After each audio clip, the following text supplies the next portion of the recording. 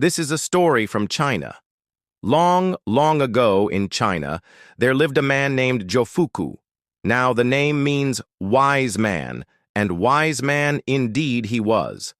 For Jofuku had read many books. He had read the 6,000 classic books of the Qin, and he had not forgotten what was in them. He knew all the characters, as he knew the lines in the palm of his hand. He learned the secrets from the birds and beasts and herbs and flowers and trees and rocks and metals. He knew magic and poetry and philosophy. He grew full of years and wisdom. All the people honored him. But he was not happy, for he had a word written upon his heart. The word was mutability. It was with him day and night, and sorely it troubled him. Now in the days of Jofuku there lived an emperor. He was a tyrant, and he made the wise man's life a burden. "Jofuku," he said, "teach the nightingales of my wood to sing me the songs of the Chinese poets." Jofuku could not do it for all his wisdom. "Alas, liege," he said, "ask me another thing and I will give it you, though it cost me the blood of my heart." "Have a care," said the emperor. "Look to your ways. Wise men are cheap in China. Am I one to be dishonored?" "Ask me another thing," said the wise man. "Well then, send me the peony with the scent of the jessamine. The peony is brilliant, imperial. The jessamine is small, pale, foolish. Nevertheless, its perfume is sweet. Send me the peony with the scent of the jessamine." But Jofuku stood silent and downcast. "By the gods!" cried the emperor. "This wise man is a fool. Here, some of you, off with his head." "Liege," said the wise man, "spare me my life, and I will set sail for Horaizan, where grows the herb Immortality. I will pluck this herb and bring it back to you again, that you may live and reign forever." The emperor considered. "Well, go," he said, "and linger not, or it will be the worse for you." So Jofuku went and found brave companions to go with him on the great adventure, and he manned a junk with the most famous mariners of China, and he took stores on board and gold. And when he had made all things ready, he set sail in the 7th month about the time of the full moon. The emperor himself came down to the seashore. "Speed, speed, wise man," he said. "Fetch me the herb Immortality, and see that you do it presently. If you return without it, you and your companions shall die the death." "Farewell, liege," called Jofuku from the junk. So they went with a fair wind for their white sails.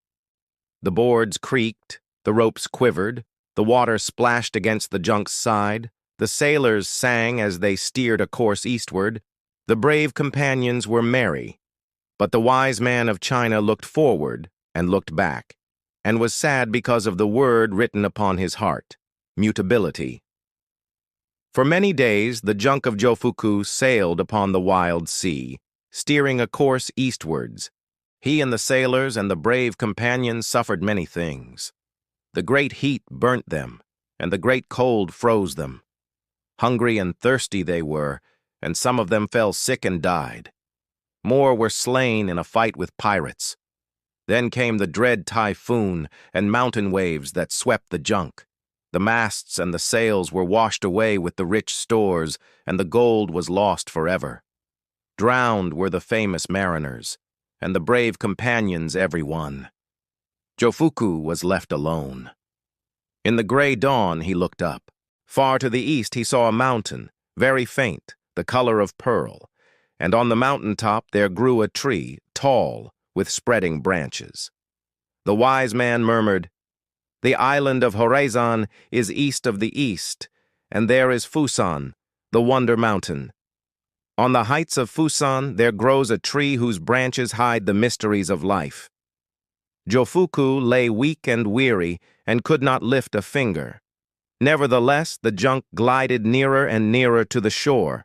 Still and blue grew the waters of the sea, and Jofuku saw the bright green grass and the many-colored flowers of the island.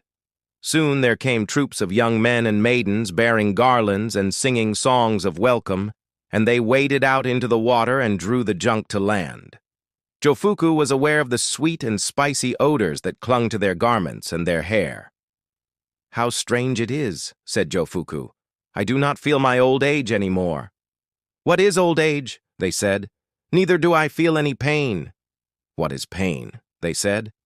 "The word is no longer written on my heart." "What word do you speak of, beloved?" "Mutability is the word." "And what may be its interpretation?" "Tell me," said the wise man, "is this death?" "We have never heard of death," said the inhabitants of Horaizan.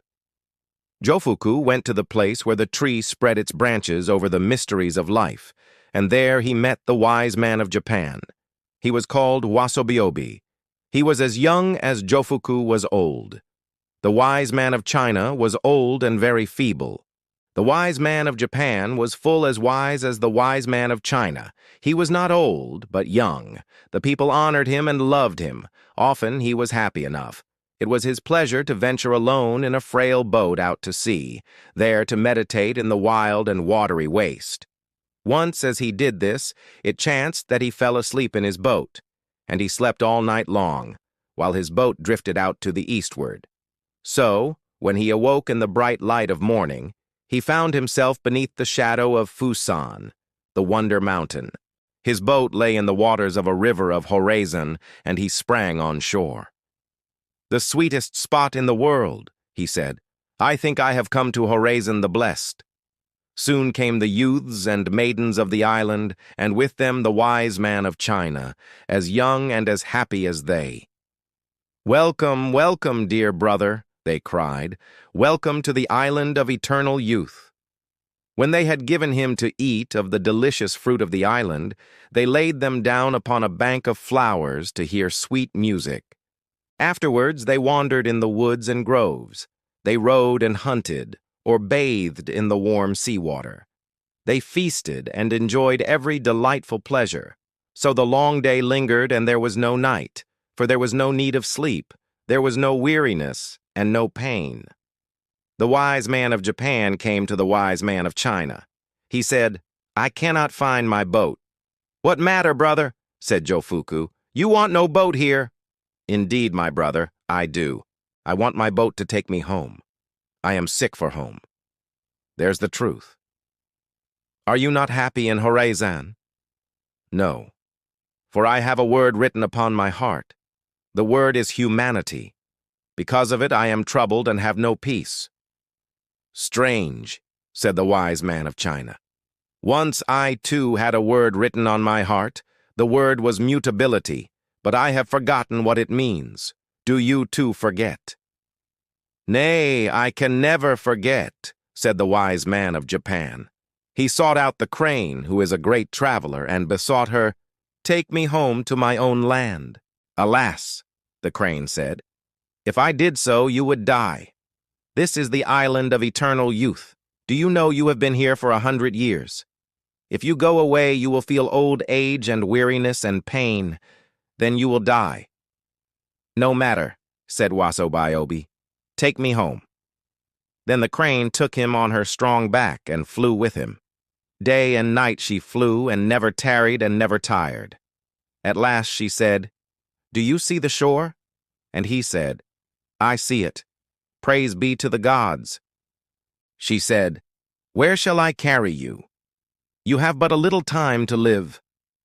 "Good crane, upon the dear sand of my country, under the spreading pine, there sits a poor fisherman mending his net. Take me to him that I may die in his arms." So the crane laid Wasobiobe at the poor fisherman's feet, and the fisherman raised him in his arms, and Wasobiobe laid his head against the fisherman's humble breast. "I might have lived forever," he said, "but for the word that is written on my heart." "What word?" said the fisherman. "Humanity is the word," the wise man murmured. "I am grown old. Hold me closer. Ah, the pain." He gave a great cry. Then he smiled. Then his breath left him with a sigh, and he was dead. "It is the way of all flesh," said the fisherman.